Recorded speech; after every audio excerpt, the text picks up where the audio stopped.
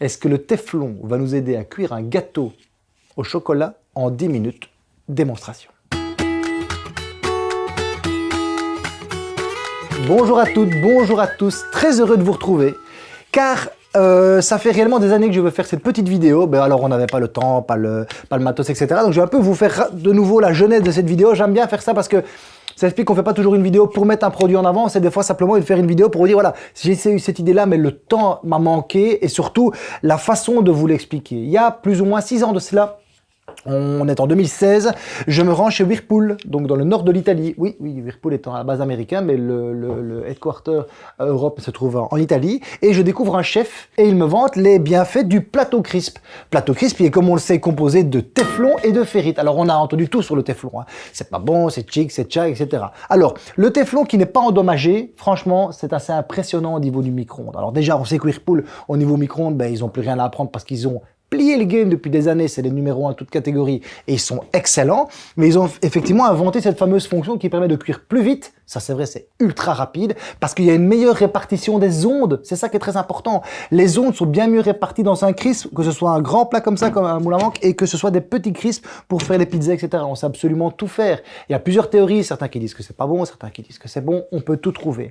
Mais par contre, bien géré, non abîmé, c'est très impressionnant. On ne coupe pas dedans, on ne le met pas au lave-vaisselle et on ne trempe pas dans l'eau froide quand il est encore chaud. Alors, rapidement, est-ce qu'on sait préchauffer un crisp à vide? Oui, car on dit toujours qu'on ne préchauffe pas le micro-ondes à vide. Oui, mais si vous mettez votre crisp dans le micro-ondes n'est plus vide.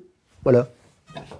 Tout simplement. Donc, on peut préchauffer un plateau crisp au micro-ondes. Oui. Alors, qu'allons-nous faire aujourd'hui? C'est pas compliqué. On va faire une petite recette. Ok, c'est une recette qui existe bien sur le livre de recettes crisp. Nous allons faire simplement un gâteau au chocolat en 10 minutes. Cuisson en 10 minutes. Préparation, à mon avis, on va aussi être dans les 10 minutes avec la fonte, etc. Donc, on va vous préparer ça. On va le mettre cuire dans un crisp et ce sera la fonction crisp pendant 10 minutes. Première opération de la recette. On a le chocolat, le beurre, on le met dedans. 100 g de beurre, 200 g de chocolat noir au micro-ondes. On allume. Fonction micro-ondes qu'on s'est sélectionné comme ceci. 750 watts, c'est bien juste. Pas de problème, on est bien d'accord. Et on va le mettre 2 minutes et demie. On met à fondre. C'est parti. 2 minutes 30 et 750 watts plus tard, le chocolat a complètement fondu. Le beurre aussi, bien évidemment. Donc on va le laisser un tout petit peu reprendre. Deuxième partie, on prend une petite noix de beurre et on beurre. Malgré le fait que ça n'attache pas, il faut quand même bien prendre le temps de beurrer son plat crisp de haut en bas pour savoir le démouler facilement. Comme je le disais au tout début de vidéo, jamais évidemment de jamais couper dans son plat crisp. Démouler, servez-vous, pas d'objets tranchants, etc., pas de lave-vaisselle. Mais ça fait des années que ça existe, hein, plus de 15 ans, ou peut-être même plus que le crisp existe, assez impressionnant. Donc voilà. On a bien beurré partout jusqu'au bord, comme ça c'est parfait. On poursuit 6 jaunes d'œufs. On met à l'intérieur 2 cuillères à soupe de sucre de canne, 1 cuillère à café de cannelle. Et on commence à incorporer tout cela. Alors, je l'aime assez bien celui-ci parce qu'il est progressif. C'est-à-dire que c'est... Il n'éclabousse pas, ce mixeur à main.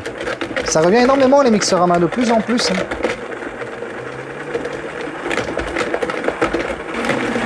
Et on a les vitesses, ici. On a les vitesses, 6, 7.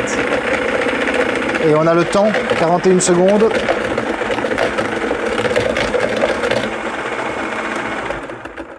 Suite de l'opération, même appareil, j'ai juste nettoyé en quelques secondes ceci. On va monter les blancs en neige. C'est parti, petite pincée de sel, 6 blancs.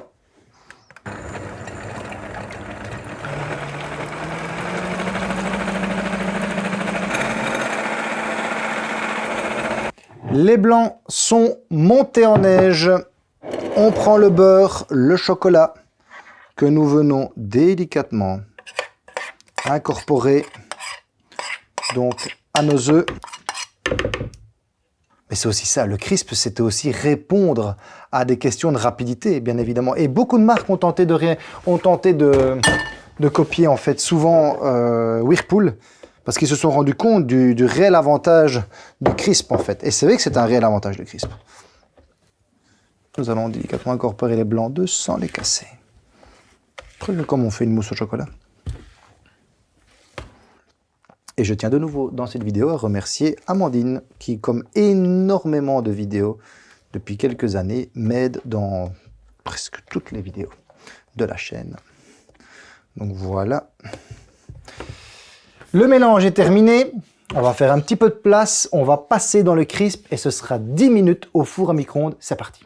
Donc ça, ce sera pour après parce que le crisp, même après 1 minute de préchauffage, c'est super chaud. Il n'y a pas besoin de préchauffer ici. Donc on prend ceci. Voilà.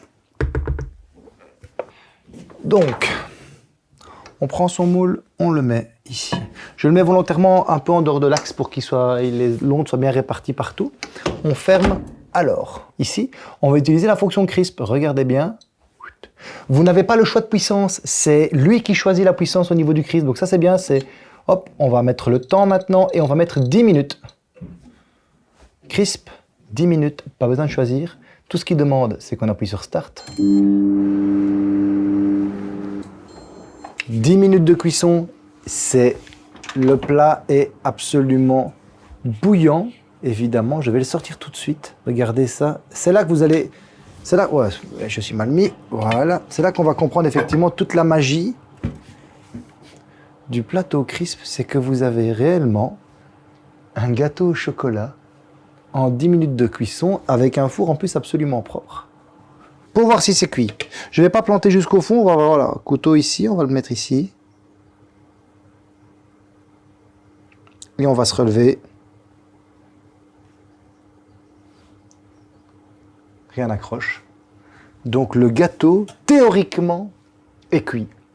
Donc ce qu'on va faire, c'est qu'on va le démouler maintenant de ce plat-ci et on va le couper pour voir l'intérieur. Donc on l'a retourné à chaud, exprès pour vous montrer. Regardez ça. Assez impressionnant. Là, on voit vraiment la répartition du crisp, vraiment ce que ça donne, le crisp.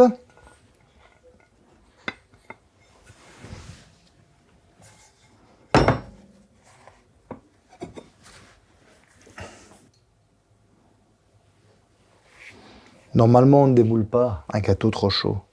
Mais... Merci à toutes et tous d'avoir suivi cette vidéo. C'était un peu différent, c'est vrai, c'est peut-être la première fois où je fais une recette complète, mais c'était aussi des fois pour démonter des a priori qu'on pourrait avoir sur la façon d'utiliser le téflon. Donc tout n'est pas acheté, mais il y a bien évidemment une façon de s'en servir. Donc voilà, recette, il y en a plein d'autres. Peut-être que j'en ferai encore, mais au moins vous avez vu le fonctionnement de ce type de plateau crisp et de micro-ondes, bien évidemment. Abonnez-vous à cette chaîne YouTube, laissez des commentaires, nos autres réseaux sociaux, abonnez-vous, continuez à nous suivre, vous êtes de plus en plus nombreux, ça me fait super plaisir. À très bientôt pour d'autres vidéos. Ciao.